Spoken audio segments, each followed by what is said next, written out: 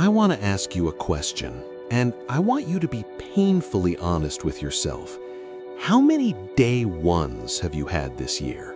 How many times have you said, I'll start the diet on Monday, or I'll launch the project once I have a better camera, or I'll tell them how I feel once the timing is right? We call it preparation. We call it planning. But the cold, hard psychological truth? It's a funeral. You are burying your potential under a mountain of not yet. You are trapped in the most dangerous place on earth, the waiting room of life. Today, we're going to look at the safety of the struggle, the story of the man who spent 20 years preparing for a life he never lived, and why your brain is biologically hardwired to keep you ready but never running. If you've ever felt like you're watching your life happen to someone else while you wait for your turn, stay with me. This is the wake-up call you've been putting off. David wanted to be a photographer. He spent 3 years researching the perfect sensor size. He spent another 2 years saving for a lens that could see the stars. He told his friends, "Once I have the Sony A7R whatever, then I'll be a photographer." He finally got the camera, and do you know what happened? He realized he didn't know how to compose a shot. He realized he was afraid of people looking at his work. So he put the camera in a drawer and said, I just need to take one more online course on lighting, then I'll be ready. The psychological trick: your brain loves readying.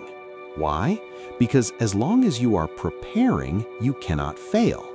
In the world of not yet, you are still a genius, you are still a success, you are still a masterpiece in progress. The moment you start, you become a beginner. You become someone who might be bad at it. Responsibility versus distance. As we discussed in our previous session, responsibility removes distance. When you are waiting, there is distance between you and the outcome. If you haven't started, you can't be blamed for not being the best. But when you start, that distance vanishes. You are now responsible for the result. And for the average mind, being broke and planning is safer than being stable and failing. Why does our biology hate the go button? For thousands of years, the unknown meant death. If our ancestors waited until they were sure there wasn't a predator in the bushes, they lived. If they ran out blindly, they died. Today, there are no saber-toothed tigers, but your nervous system treats a YouTube upload or a job application like a dark cave, the comfort of crisis. When you are almost there, your mind finds a strange form of rest. We call this the upper limit problem. You stay in a state of perpetual struggle because struggle provides a built-in excuse. If you're a struggling artist, your failure belongs to the economy.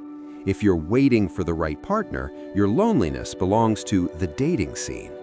But if you have the perfect gear, the perfect timing, and the perfect health, and you still don't succeed, that failure belongs to you.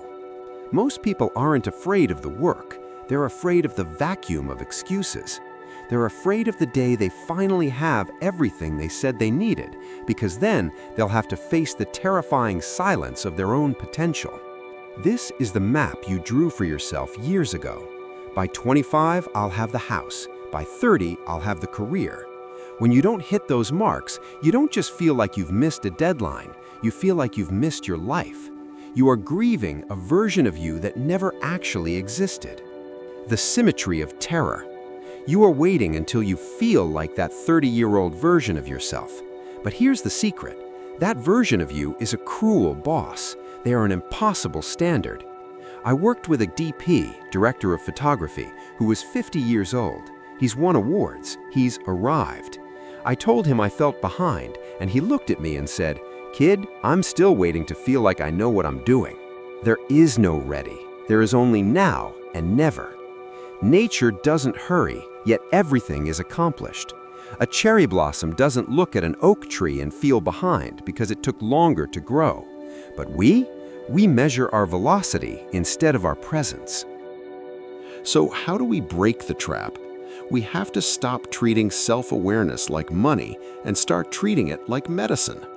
If you're sick, you need medicine. If you're already healthy, too much medicine makes you sick. The overthinking overdose. If you are constantly analyzing why you aren't ready, you are overdosing on self-awareness. You are pathologizing the normal.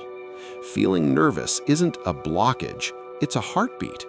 Feeling unprepared isn't a sign from the universe, it's a requirement for growth. The subject and the object. Remember Schopenhauer's philosophy? As long as you are the subject observing your lack of readiness as an object, you are separate from life. You need to move the subject back into the world. You need to stop looking at your fear and start looking through it at the task. The one thing rule. You can't manage 1,000 not yets. You can only manage one do. Stop trying to be ready for the career. Be ready to write one sentence.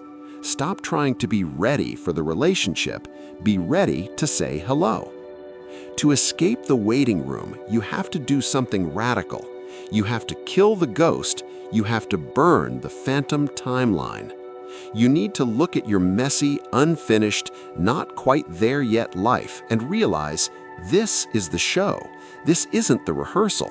There is no real part that starts later. The heaviness you feel isn't the weight of your tasks, it's the friction between who you are and who you're pretending you need to be before you can start. The real you is lighter. When you let go of the perfect version, you become much faster. You become lighter. You realize that forward isn't a promotion or a certain number in the bank. Forward is clarity. It's waking up and not asking, how do I catch up, but asking, what does today need from me? You aren't late, you aren't behind, and you certainly don't need another year of preparation. The door to the waiting room has been unlocked this entire time. You've just been leaning against it, afraid that if you walked through, you'd have to admit that you were always capable. Take a breath. Look at your hands. Look at the room around you. You're not waiting for the world to give you a sign. The world is waiting for you to give it a result. If you're ready to kill the ghost of next week, leave a comment with the word done. Let's see how many of us are leaving the waiting room today. Like this if it hit home. Share it with the person you know who is planning their life away. And as always, thank you for being here. Now, go do the thing. See, I wasn't ready to film this either. I just hit record.